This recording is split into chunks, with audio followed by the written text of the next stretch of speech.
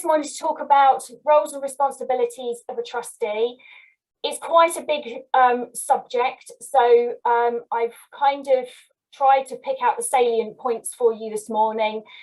I'm very happy to have a conversation with any of you after this session, or speak further to your committees about the particular situation it is for your committee, because as I say, it's a very big subject, but I'm hoping that what we go through this morning will give you a really good basis to work from. So my starting point for this will always be the Charity Commission guidance, and the Charity Commission guidance is the essential trustee, nasty little code of CC3. You'll quite often hear me talking about CC3.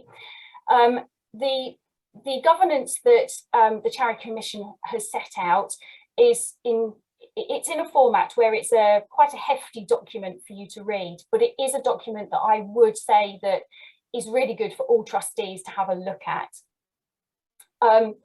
There are short versions and there are visual versions that you can download from the Charity Commission website as well. And here I've shown you the example of the governance jigsaw, which is quite a handy version for you to have to include in your induction pack for new trustees, and then you can refer people on to or email them the full document of the Essentials Trustee.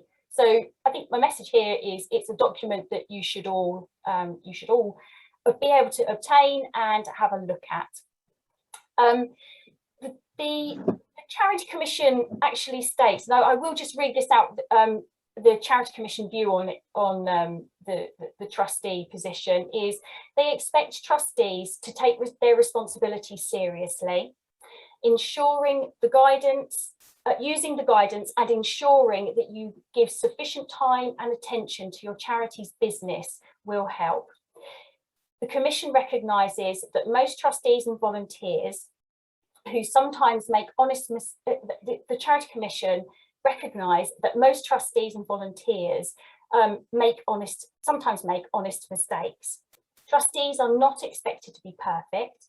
They are expected to do their best to comply with their duties. Charity law generally protects trustees who have acted honestly and reasonably. And I think that for me is kind of the overriding message in all of this.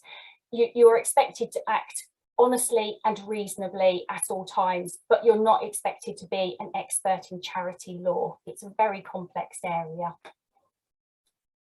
Okay.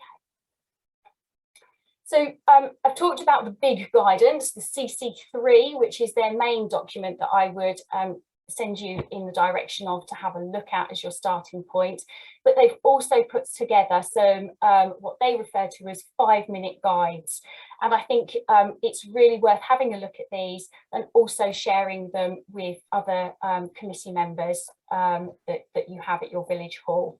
So the areas that they cover I've listed there. So, the purpose, finance, conflict of interest, which comes along more often than you think, really. I get quite a few phone calls about conflicts of interest, decisions and the support that's out there. So again, I will circulate obviously the links for all of these to you after the session, but have a look at them. It's worth gathering that knowledge. So to start with, in terms of your charity, as my slide says here, know your charity. It's really important that all trustees have a copy of the governing document for their charity. And it's really important that you understand how your charity is governed, what type of charity it's set up as.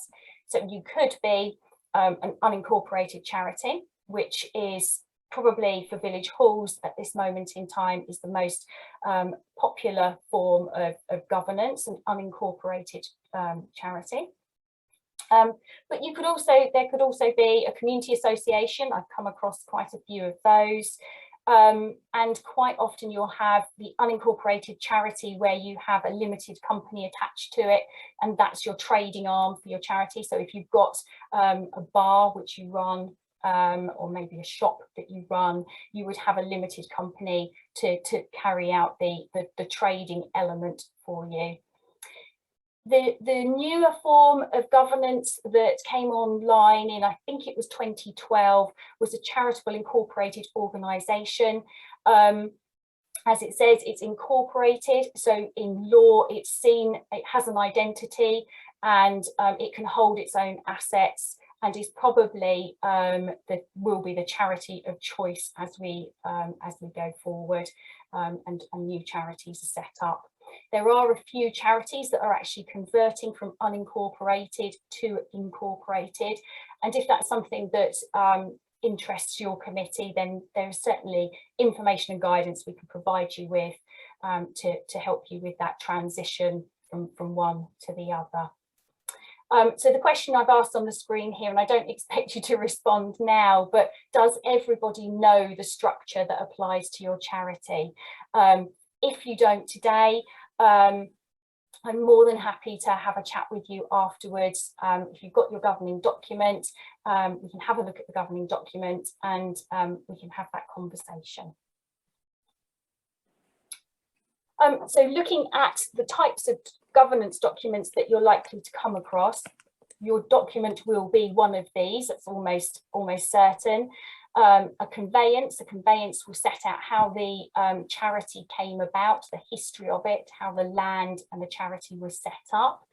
An indenture, that's a very old form, and I'm not exactly sure of the date that they stopped being referred to as indentures, but you know, around the sort of 1900s, we would still see village halls that were set up at that date. I come across a couple in my time in Cambridgeshire doing this job, but they are usually very old historic documents, indentures. Trustees are probably the most common form of document that I see on a day-to-day basis. A scheme or an order is a document that is actually issued directly by the Charity Commission themselves. And it is usually covering, it will either be a replacement for administration, or it will actually be an instruction to do something, for example, giving you the permission to sell land or something like that. Then obviously more common terminology is around constitution, and then you've got a community association. So, you know, if you haven't got your governing document already, do ask the chairman of your charity for a copy of that. It's something that we recommend that is given out in the induction pack to all new trustees. Have a look at it. It's really good practice for committees to at least once every 5 years to sit down as a committee, review the document, see if there are any changes required to that document. You can make administrative changes to your document. You cannot replace your governing document, but you can make administrative changes. A very common one that we come across is where if you have representative members, they quite often need updating if the document hasn't been reviewed for a long while. But you know, have that cycle of where you're looking at it.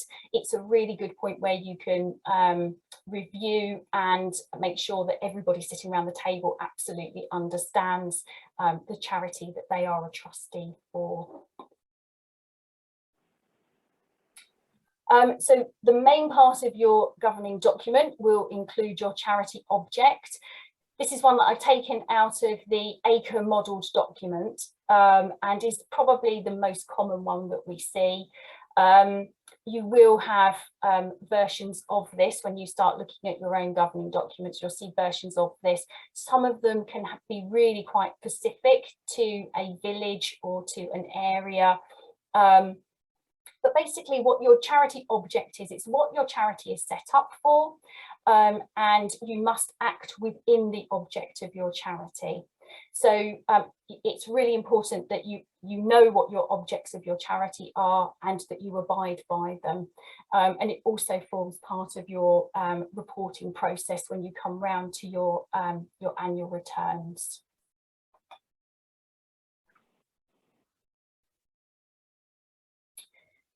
Okay, so moving on, let's look at the charity trustees. Now, normally, if you're an unincorporated charity, there is two sets of charity trustees involved in your charity. You'll have the managing trustees, which you're probably all quite familiar with. They're all the people who sit around the table on a regular basis and discuss the charity, what's going on, the day-to-day business for the charity. But then you will also have, or you can have, holding or custodian trustees. The holding or custodian trustees are there to hold the legal title of the charity. So when you're an unincorporated charity, you don't have an identity in law. You sit around the table as individuals, but you aren't able as individuals to hold the charity's assets. So what you have to do is you have to look for individuals, they would be holding trustees, or custodian trustees, which would form parish council is a really good example. Custodian trustees are a statutory body that basically is never going to go away. They will always be there to carry out the function. And they will lend their legal identity to your charity and they will hold your assets.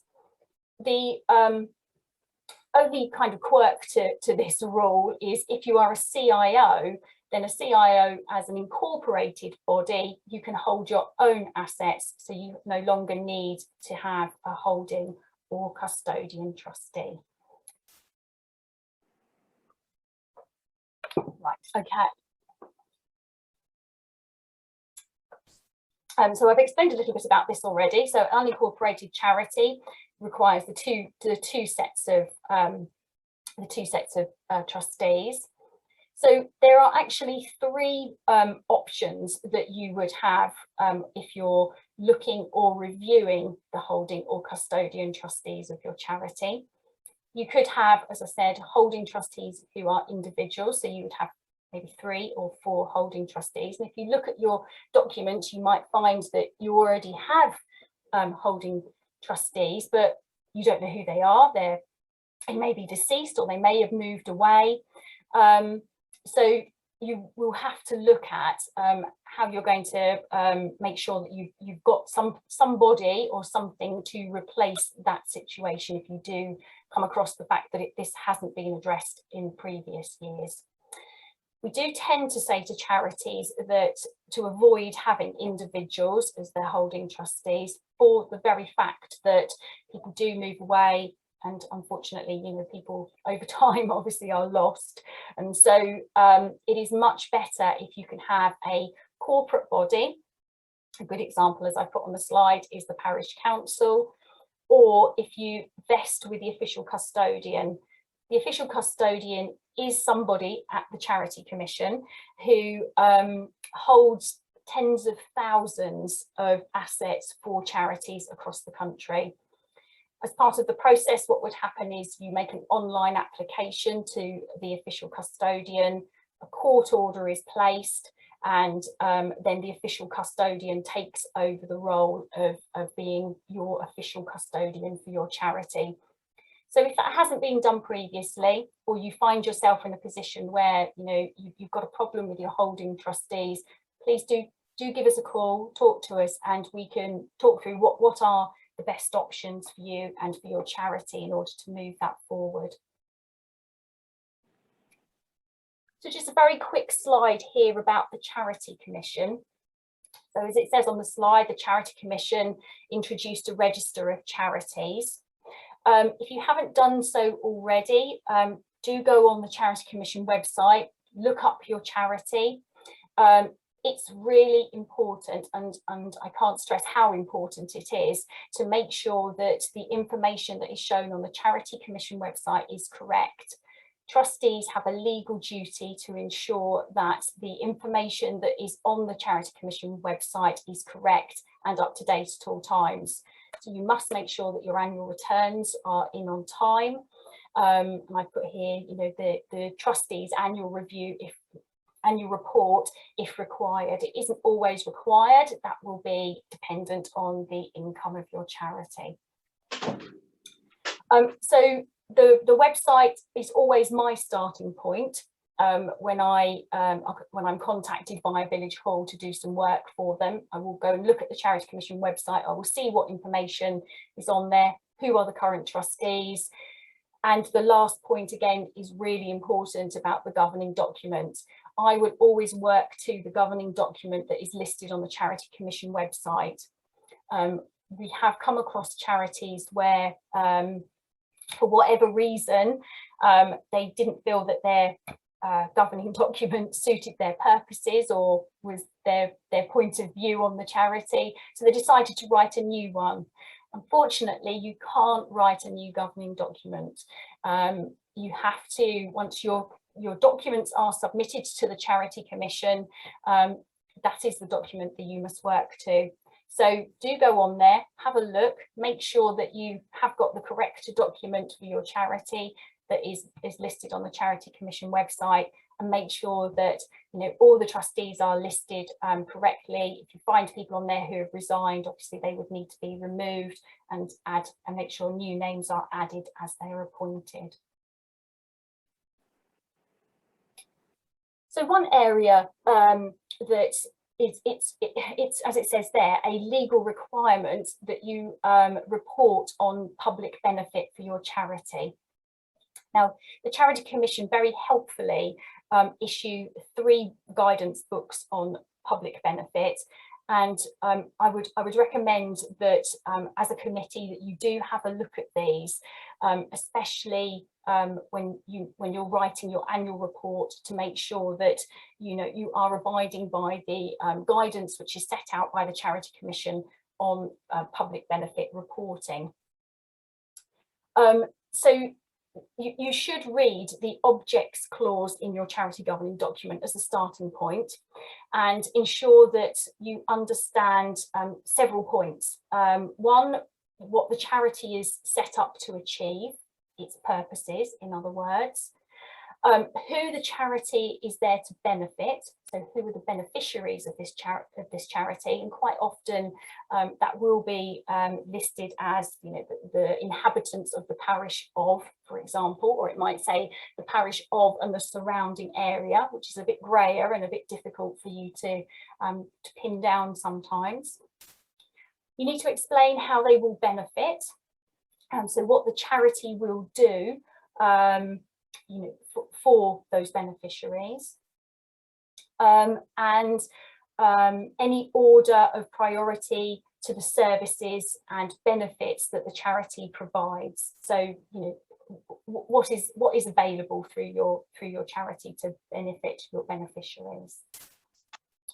You should also look at any restrictions that are placed on the charity. And again, these are quite often set out in the governing document, and that's why it's really important that you read and understand what your objects of your charity are. Sometimes we can read governing documents for village halls and they've got very broad objectives, and that probably isn't that helpful to charity trustees, but we can always talk you through it if you are concerned about understanding the objects of your charity and how reporting on that needs to go forward.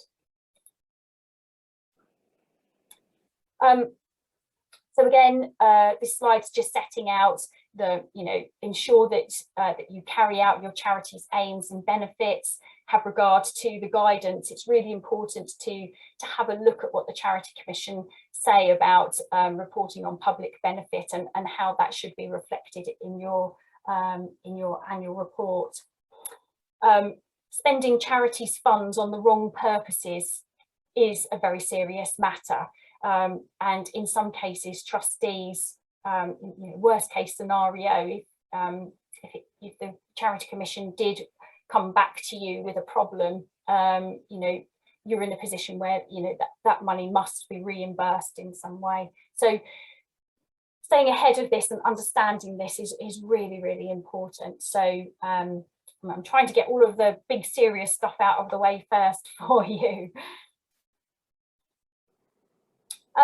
Again, one of the things that the Charity Commission issues is 15 questions that all trustees should ask, and I think this is really helpful helpful to village halls, although some of the questions I do appreciate, as this is written by the Charity Commission for charities in general, you do have to look at this and apply the thinking to the size and scale of your charity.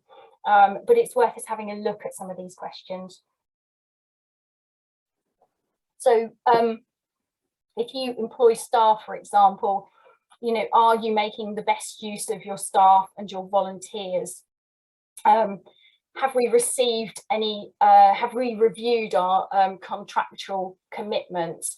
Are we an effective trustee body? So, you know, do have a look at this and, you know, consider these questions when you're at a committee meeting, and, you know, regularly think about how do we pose these questions, how do we discuss these questions, have we covered these situations in our conversations at our committee meetings. So as it says here, it's suitable for all charities, but it's thinking about the size and scale of your charity and asking those questions in an appropriate way. So I won't dwell on this slide anymore. Let's move on. Okay, so really big question, and I think if I had £1 for every time I said this, always act in the best interest of your charity. And the bullet points I've listed here are what the Charity Commission set out in terms of what they view as acting in the best interests of your charity. So do what you and your co-trustees decide will enable your charity to carry out its purpose. So we've talked quite a lot about the purpose this morning. Making informed decisions about, and then this I think is really important in terms of long-term as well as short-term decisions. Avoid putting yourself in a position where there's conflicts of interest. So think about, you know, personal interest and any other bodies that you're involved with in your local community. And lastly, around the benefits that you might receive. So trustees can be reimbursed for expenses. So if you travel to a training course, for example, or you nip out to buy you know, stock for the village hall, and you've got to restock the toilet rolls or whatever, you can be reimbursed for the travel time, your travelling expenses, so your petrol, and also obviously for the items that you buy for the charity. So, you know, that's absolutely in order. But what you can't do is you cannot be paid to be a trustee of your charity.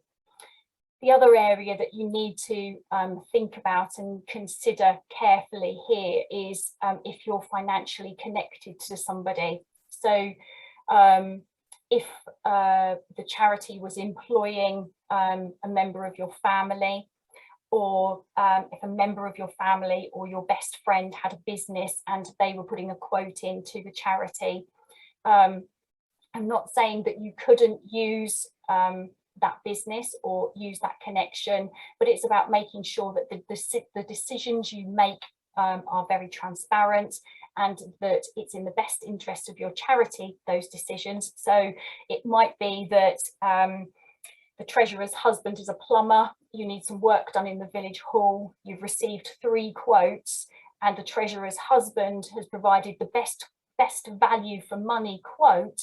You can still accept that quote, but what I would suggest you do is that you make sure that the treasurer doesn't take part in those discussions and that vote, but the committee can still employ that person. So it's about putting safeguards in and making sure that your decisions are transparent to the community and obviously to the Charity Commission in terms of how you reach that decision. Now I've suggested here to take a break, but I'm going to carry on if everybody is happy, if everybody's happy with that, because we've only been going half an hour, so I think I was being a bit ambitious when I put in there to have a break in half an hour. So if everybody's content, I'll carry on. I'm not seeing any faces saying no, please don't. So we'll go with it. Okay, so let's look at the management committee and how that structure works within your governing document. Just have a sip of coffee. So within your governing document, it will almost certainly set out what your management committee should look like. Generally, what we come across is a management committee that is made up of elected members, representative members, or appointed members. There can be terminology differences in governing documents, and co-opted members. And it will set out the numbers that are allowed. Sometimes there are really quirky things in governing documents around the way management committees are set up, but it will almost certainly tell you, you know, how your committee are elected or appointed. And it should tell you the numbers. I have seen them where numbers have been missing, and that's kind of led to interesting discussions with the committee. So if you're not aware at the moment what your management committee should look like, do have a look at that governing document. If you find that the representative members are a list of village groups that no longer bear any resemblance to the groups that are functioning in your community at the moment, do come and have a word with me, and then we can look at putting an amendment forward to your governing document to update that governing document with an appropriate new list to take you forward for the next few years. So the document will also state the eligibility of your trustees, and importantly, it will point out the term of office. And I have seen quite a few over the years in terms of terms of office. Generally, a general rule is that it will say annually the committee will step down at the AGM and a new committee will be appointed. And I appreciate it's probably the same people being appointed the next year on, but the governance would say annually. There are quirks, and you sometimes can get a third of the committee that steps down each year. And sometimes I have seen one which actually it said that once somebody was a trustee, they were a trustee for 5 years. And I don't know how that would stand up legally, because I don't think you can force anybody to be a trustee for 5 years. It was very specific about the amount of time that you could stand. So again, have a look at your governing document and see what is set out for your particular committee. Liability of trustees is something that causes a great deal of concern. It's certainly something that trustees come to talk to me about on a regular basis. Liability, as it sets out on this slide, depends on circumstances, and it can arise from a breach of the governing document. And I keep saying about the importance of reading your governing document, but a trustee cannot say to the Charity Commission, "I simply didn't know." Your role is to ensure that you've read your governing document, that you understand your governing document, and that you're carrying out the purposes of your charity, which are based in that document. So I can't stress enough from today how important it is to read that governing document. As it says there, you must not exceed your powers. That is a breach of you're breaching your governing document if you exceed your powers. Acting unwisely and obviously acting illegally. So just covering points to remember. And we've already talked about that the village hall is not a separate, it does not have a legal identity. As trustees, you're sitting there as individuals. And so as individuals, you would sign the contracts of engagement. I used to use the example of a photocopier, but I don't think many people have photocopiers any longer. So I'm going to have to update my thinking on this one, aren't I? So quite often we have waste bins. So, you know, somebody would need to sign the contract with the waste company to have the waste collected. Employment of staff, somebody would sign the, you know, the contract of employment with an individual. You might come across obtaining licenses where a trustee is required to sign. You're signing that as an individual and not as the charity. So what you need to make sure is that obviously you're doing everything honestly, above board, and in line with decisions that the management committee have made. So the management committee have agreed that whoever will sign that contract on behalf of the charity. So it is a really serious point about trustees. When you are an unincorporated charity, it's the trustees who must sue or be sued if things go wrong. So it's about taking decisions, you know, making sure that the decisions you're taking are the appropriate decisions for your charity. So just act prudently. What else have we got on the slide? Oh, and so the last point on this slide around trustee liability, we have got an information sheet on this, which will expand on this subject much further for you if you are concerned about it. Most haven't probably scared you with the first point. The third point is really important about trustee liability insurance. Do check your insurance policy and make sure that if the committee feel it's appropriate, that you do have the trustee liability insurance included on your policy. It is sometimes included automatically, but sometimes it's something that you have to add on as an additional item. So do check, and again, we recommend that village hall committees review their insurance policy on an annual basis.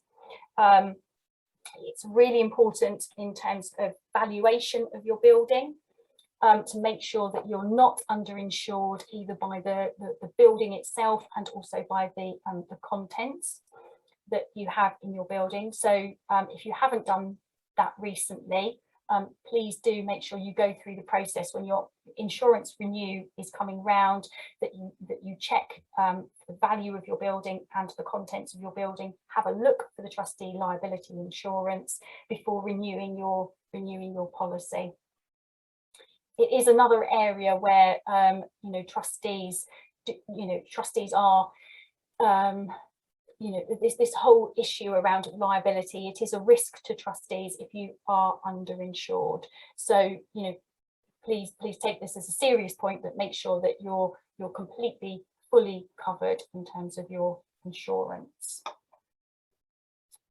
The other point I should probably make there is that the Charity Commission do recommend that you have your building revalued every 5 years. So if it's not something that you've done recently, or you know, that you haven't reviewed recently, do think about the valuation. Some insurance companies do offer a free service. It's a desktop service. So you could take that option with an insurance company to have their free desktop valuation service. Or I've had other village halls say that, you know, they much prefer engaging a local surveyor who can come out and you know, visit the hall and do that report for them. So either option's there for you, but it's well worth making sure that even if you're spending money on that surveyor coming out, that you are fully covered. So a little bit about what the indemnity insurance won't cover, and the list is obviously there.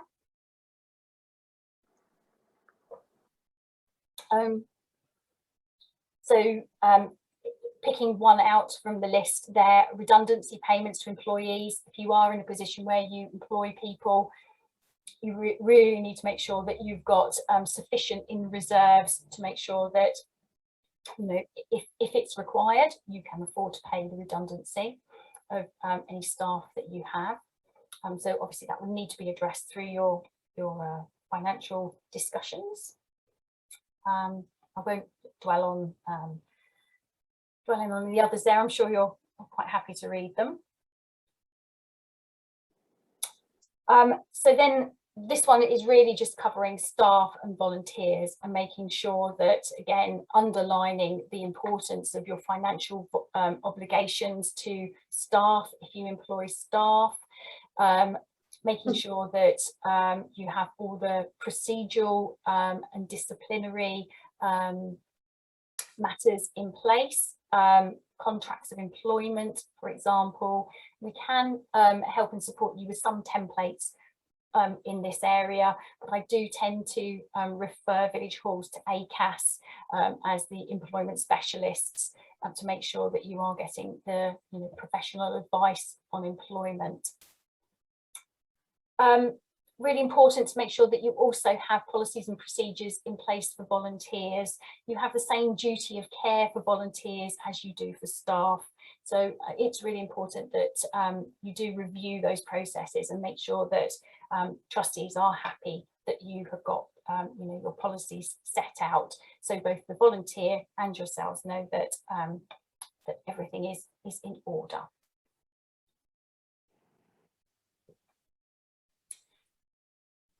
So in terms of governance, one of the key skills you really need as a trustee is to be able to think strategically about your charity.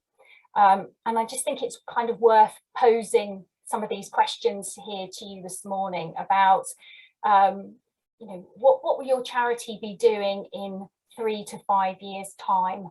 And one really important one is about what will your committee be like in 3 to 5 years' time? What you don't want to do is find yourself in a position where you're running the risk of losing all of your trustees and leaving your charity in a vulnerable position. The other area is if you've got a management committee and for example, the treasurer wants to resign, who's going to take up the treasurer's role? So it's worth having that discussion about succession planning, both by recruiting new trustees onto your committee, but also about thinking about getting trustees to shadow each other. So the booking secretary is always a good one, I think, as an example here, because many times I've heard of the booking secretary who takes the diary on holiday with them because they need to do the bookings while they're on holiday. Everybody needs a holiday, try and set up a system where the booking secretary can leave the diary at home and somebody else can pick up that role while the booking secretary has a well-earned rest. Treasurers are really hard to come by. Maybe getting someone to shadow the treasurer so that they can step into the treasurer's shoes. You never know what's going to happen. Somebody could be taken ill, or they've got an emergency family situation, so they can no longer continue with their commitment to the charity. However much they are committed to their role, life happens and things step in the way. So think about, if the worst happened, what would we do? So having that conversation as a committee, I think, is a really valuable use of your time in terms of thinking about new trustees coming in and kind of the buddying element. I've suggested at the bottom of the screen there about developing a business plan. I think that would be really useful for any charity, village hall charity, to have in place. It's something that you can set down, review on a regular basis. Are you hitting the milestones that you are anticipating? You can also include in that business plan, consultation with your community. The second bullet point there, talking about what activities are going on in 3 to 5 years' time. Really difficult to anticipate the way that things might change and move on, and new things that are coming online. But if you've got regular consultation going with your community, you might stand a better chance of being able to judge those things and anticipate where there might be gaps that you can take advantage of. So very quickly, the resignation of members. I have to go back to the governing document again and refer you to that to say that chances are within your governing document, it will talk about members resigning and how that process should be managed. Generally, you would expect a trustee to resign in writing to the management committee. And my main point on this screen here is about no charity should be in a position where they are left with no trustees. The Charity Commission state that the legal minimum for any charity is 2 trustees. I always say, you know, start to panic if you've got down to 3, because if you have 2 trustees and they have to make a decision but they don't agree, you haven't got anyone to mediate in that. 3 trustees, at least you stand a chance of making a decision. So, you know, whatever you do, if you feel that numbers are starting to drop on your committee, it's time to get that, you know, that recruitment drive going and increase the numbers as much as you possibly can. If you do and are unfortunate enough to dip down to the legal minimum of 2 trustees, the main responsibility of those 2 trustees would be to look at the governing document once again. Sometimes, but not always, you have a clause within your governing document, which is a dissolution clause or a liquidation clause, it's quite often called. Those 2 charity trustees have the responsibility of enacting that clause, which is basically wind up the charity if they cannot recruit any more trustees to join the charity management committee.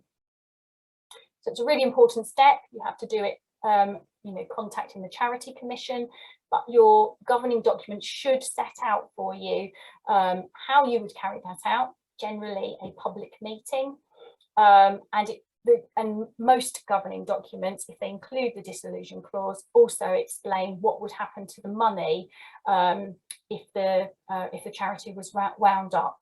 So the village hall would be sold. It has to be sold at, you know, full market value, and the charity would then hold that money and it would be distributed as decided within the governing document and by the Charity Commission.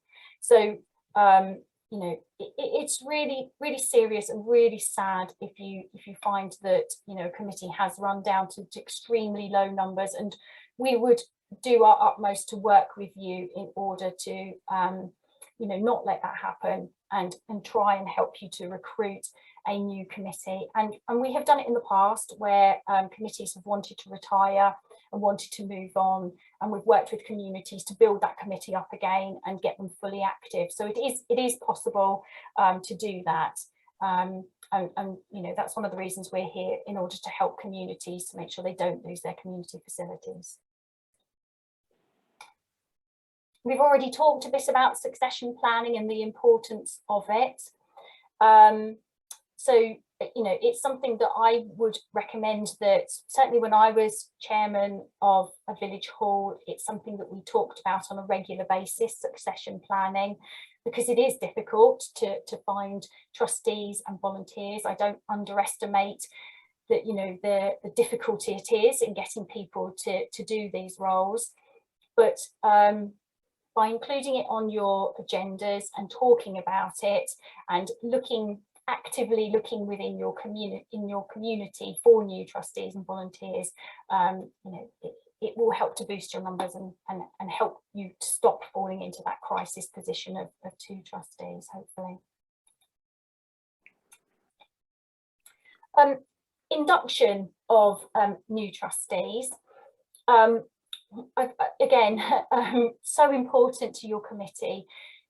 Just because you're elected to a committee or appointed to a committee as a trustee, it doesn't make you an instant expert on the subject. It's a really can be a really complex area, and it takes a lot to learn how the charity operates, what goes on, and you know, to work out your position within that committee and your role. So you know, we're here to help and support trustees. Everybody needs a bit of guidance and help and support. So you know, if you're a trustee and you've got concerns or you've got questions, I'm at the end of the phone or at the end of the email. You can always speak to me if you want sort of to run through something or some reassurance on your role that you've undertaken. We would recommend that committees have induction packs, and I would say, you know, make sure that you have those induction packs ready for before your AGM, so that they're ready to give out to prospective trustees either before the AGM or immediately after, if you know, if they've been elected you know, from the floor that evening, and you didn't know about them before the event. But you know, by the time they leave the building that evening, you can give them an induction pack so that they can understand the role they're undertaking. One thing that I have seen work quite well is being able to buddy people up, either with people on your own committee who have got a lot of experience and have been doing the role quite a long time. Think about you know, buddying people. But also think about other village halls in the county, and we can put you in touch with other village halls who I'm sure, you know, would welcome being able to support other trustees, you know, in their role and helping them move forward. We do also have a small band of trustees who are our Cambridgeshire Acre community building mentors. And they're there and available to help and support trustees should you have any questions. You know, you want to run a policy past somebody, ask simple questions like, oh, how do you do that at your hall? You know, the individuals who have offered their time to us as volunteers, as community building mentors, have a wealth of knowledge and are very welcome to share that with you. So if it's an area that you think that you could benefit from, you know, please get in touch. Lastly, my slide here really is just a simple list of what to expect in an induction pack for new trustees. We have a very useful document called Your Village Hall Management Committee, which I will send round to everybody after this session. And it basically runs through the nuts and bolts of, you know, of how you write an agenda, how you do your minutes. It's a really useful read for anybody who is new to being a trustee or somebody who wants a reminder. It's a really good document. So I would recommend it, having an information sheet in your induction packs. The information sheet really just kind of sets out an introduction to your charity, and we can give you a template for that information sheet of, you know, the sorts of things you might want to include and might not want to include. But it's all that kind of useful stuff like key points of contact for trustees, and the key bits of information, how your charity came about in the first place, things like that. Make sure they've got a governing document. I think you've probably picked up from me today the importance of the governing document. Really important for trustees to have the declaration form as well. You should all, when you took up your appointment as trustees, signed a declaration form to confirm that you are willing to abide by you know, charity law and to take on your responsibility. If you haven't done that, have a word with your chairman about declaration forms. We can provide a template for that, or you can download a template from the Charity Commission website. You know, the choice is yours on how your declaration form looks from that point of view. The other items here are really useful things for the new trustee to understand. How do you hire your hall? Do you have any rules for the committee? Looking at the annual report and the accounts of the charity is really important. always like to think of the annual report as your opportunity to really underline each year what you've accomplished. Obviously, you're reporting back on your public benefit element, but what you've achieved each year, and it's like a historical archive of where the charity has come from and where you're going. So a really good document for new trustees. And again, there's newsletter or any of those things that you feel as a committee are important for your trustees to know and see. Policy documents, again, obviously really important that trustees understand all of the policies that are available. You might not want to give them a copy of every single policy to start with, but hopefully you're reviewing your policies annually or biannually, and you can give them a taster of certainly of the important ones like health and safety and safeguarding as a starting point. Okay, so that kind of concludes my my whistle stop tour for you.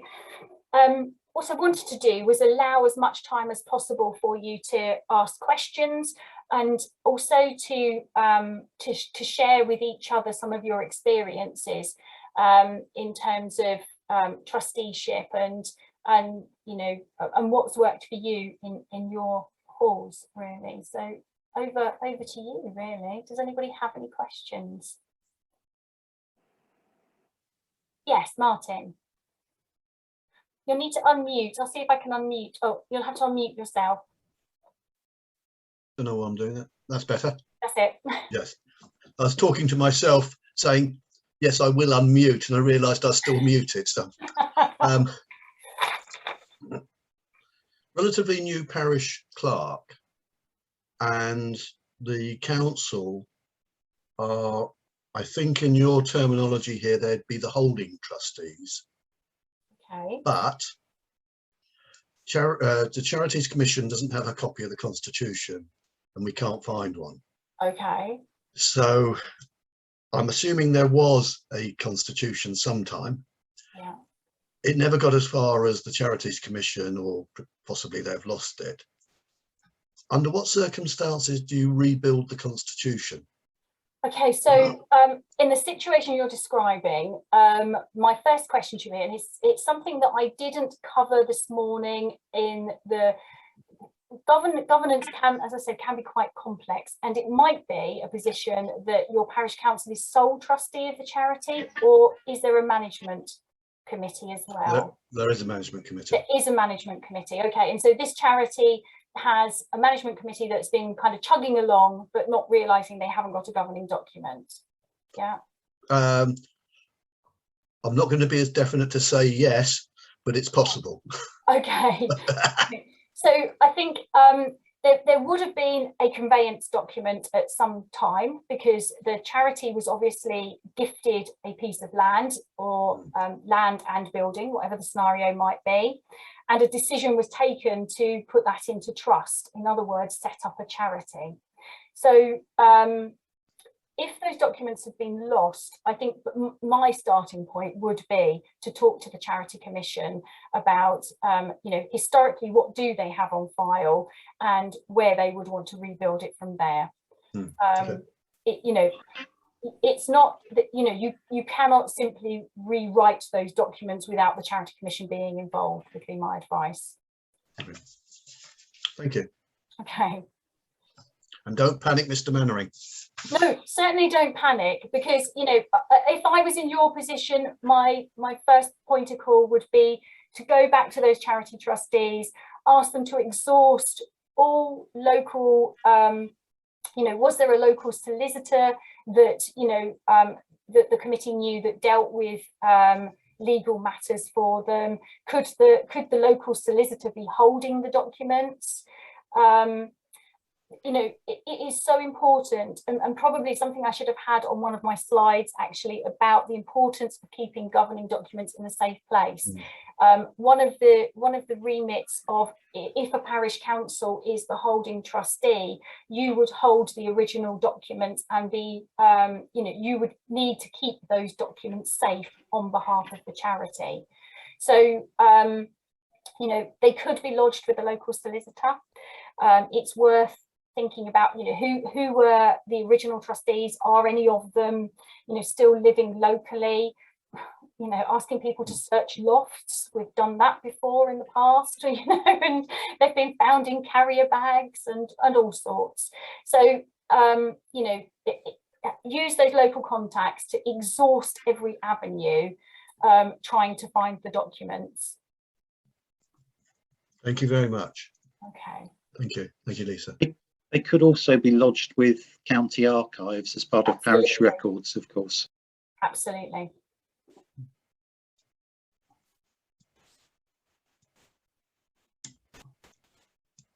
Does anybody have any other questions? Yeah, Philip? One of our problems you've mentioned about new trustees and finding them. Our trust has only a few trustees left, and they're quite elderly, including myself. And it's a great problem to find new people.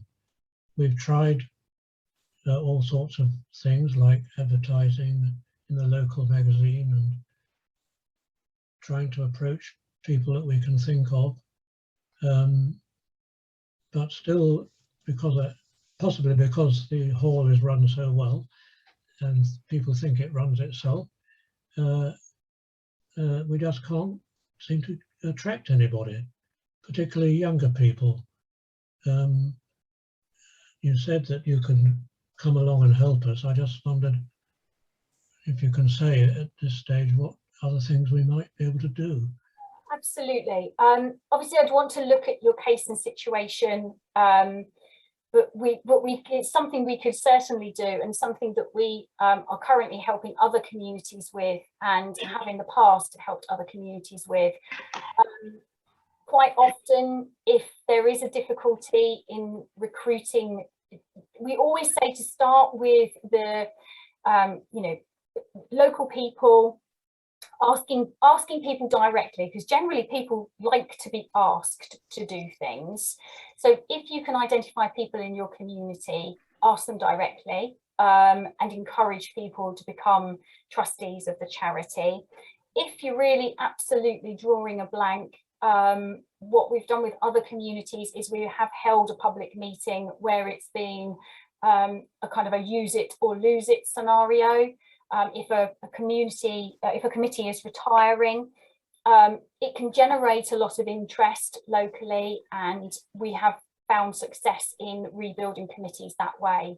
So I think probably for today, my advice would be is we can have a conversation after this, then we can kind of unpick what you've done to date, suggest areas that you could look at, and if you need us to come and facilitate a meeting for you, then we can also do that to help you build a new committee.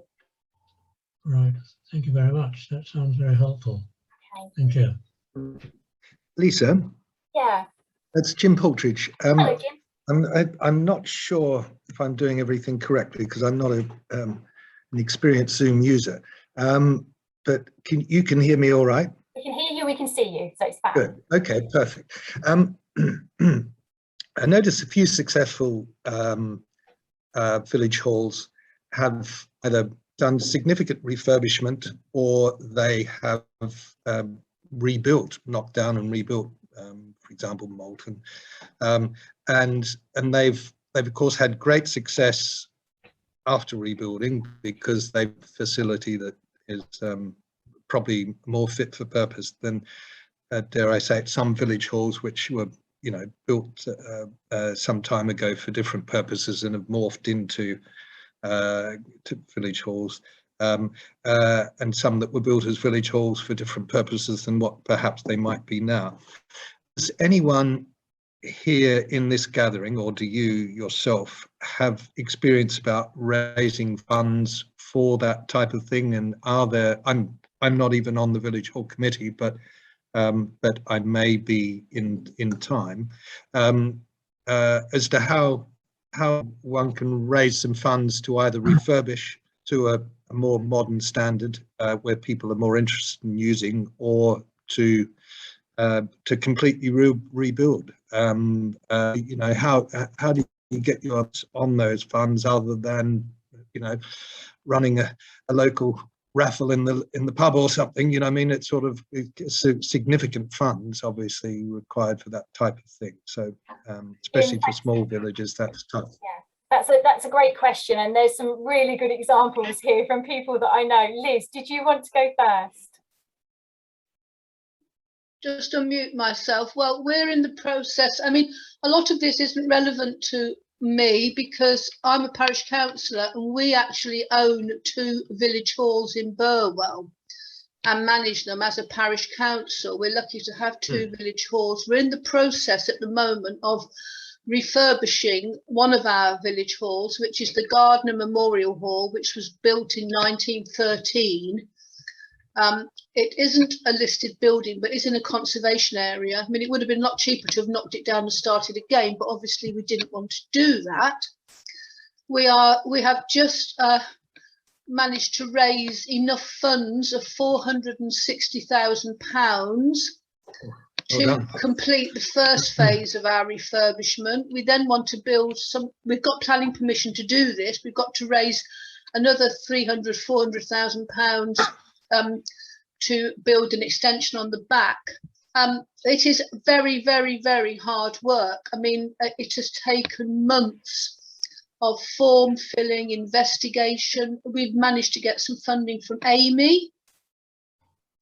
Through Amy being AMEY, Amy, they are the people who do the waste stuff. Is it that they will give, if you live within a certain radius of one of their waste incineration plants, you know, you are eligible to get some funding. We've got some money from Amy. We've also managed to get some money from the Cambridge Community Fund that they were advertising last year. We didn't get all we asked for, but we got 131,000. We've got some money from East Cambs District Council through their SIL 123 fund that they do. But it is a long, arduous thing. You have to fill in numerous forms, make numerous presentations, and then the parish council themselves, through some of our reserves or SIL funding that we receive, we have put money in ourselves. But it is not easy. It just depends how extensive you want your renovation to be.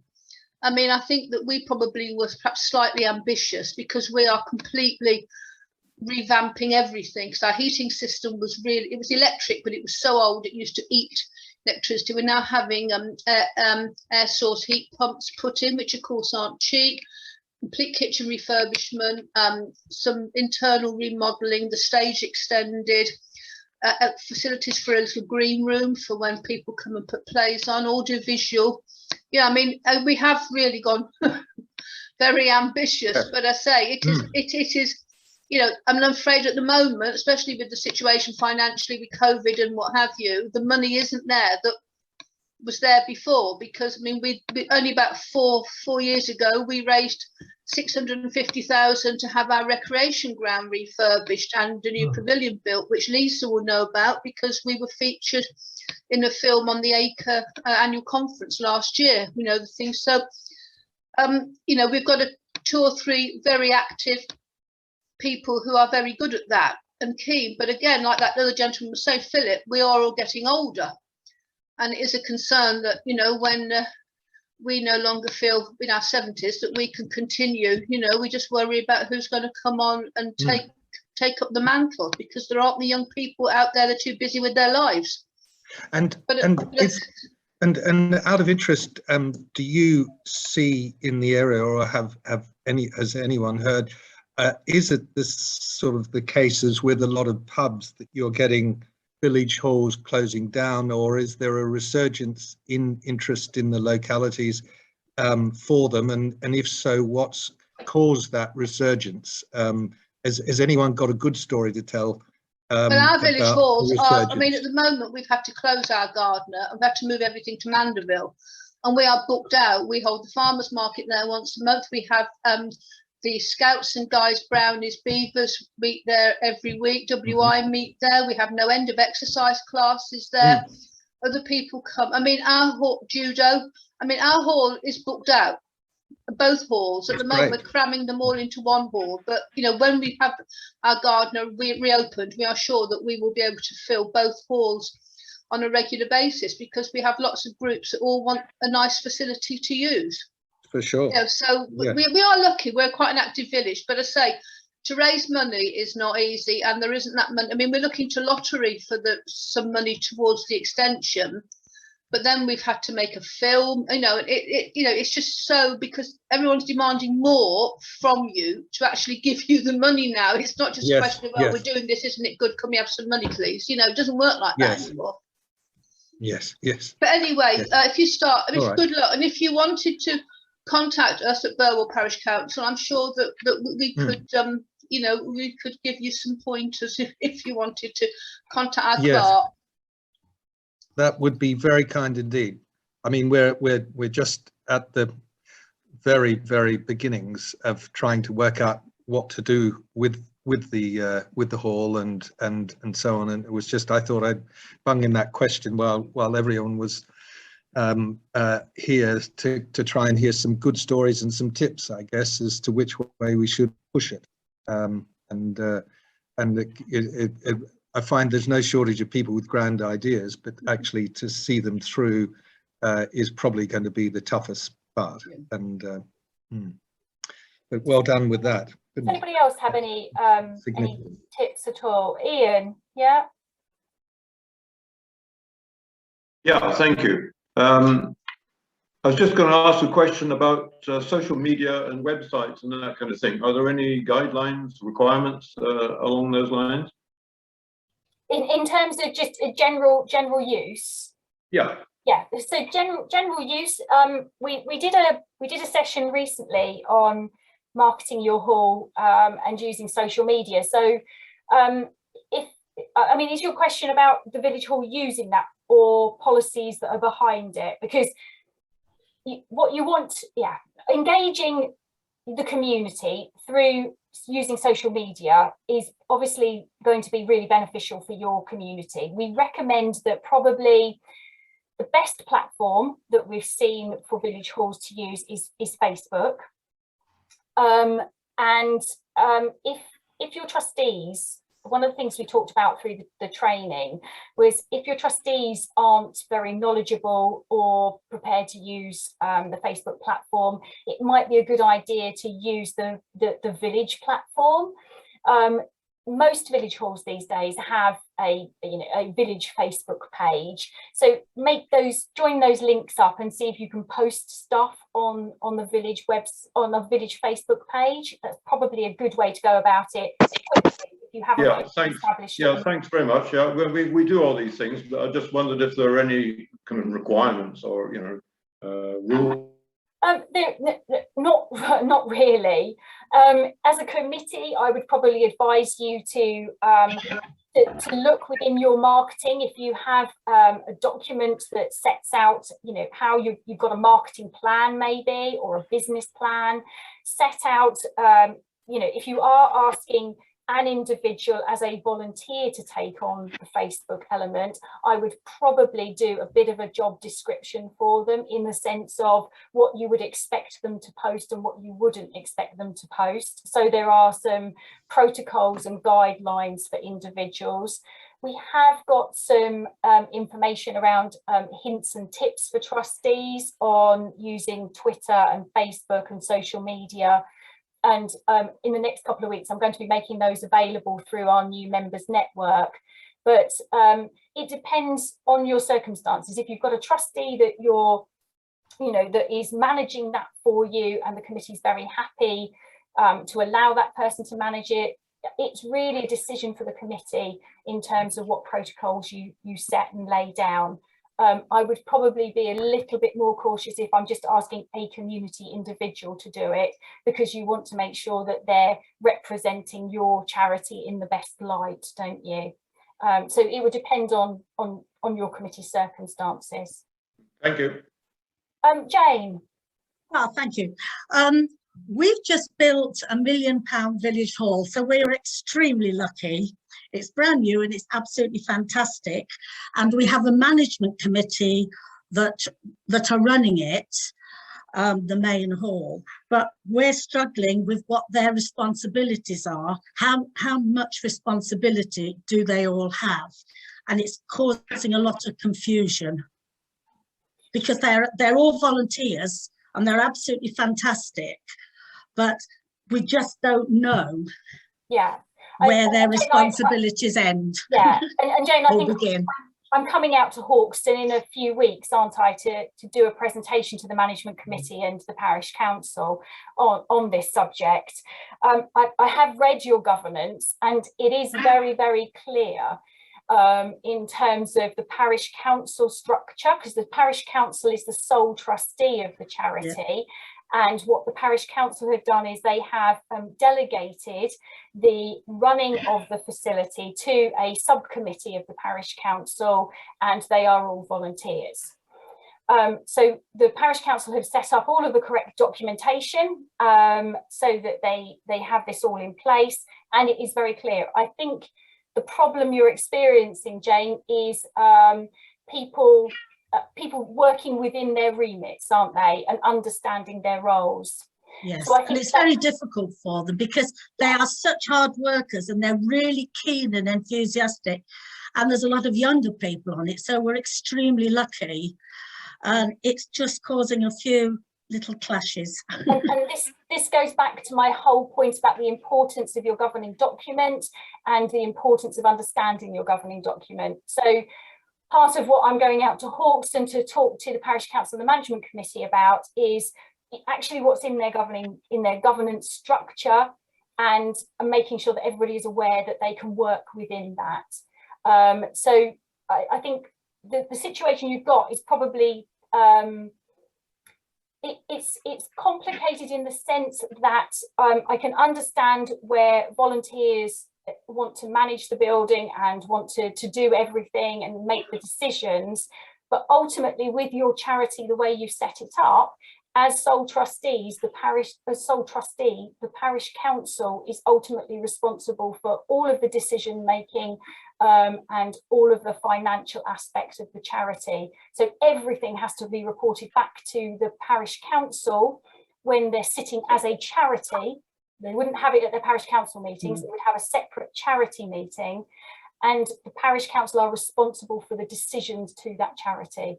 So I think it's about getting everybody to be on the same page. In time, could that be changed? I don't know. I really don't know. So no, that they do no is the short answer. So once it's set in stone, that's it. The decision you took when you set up the charity, the decision you took was for the charity to be run by the parish council as sole trustee.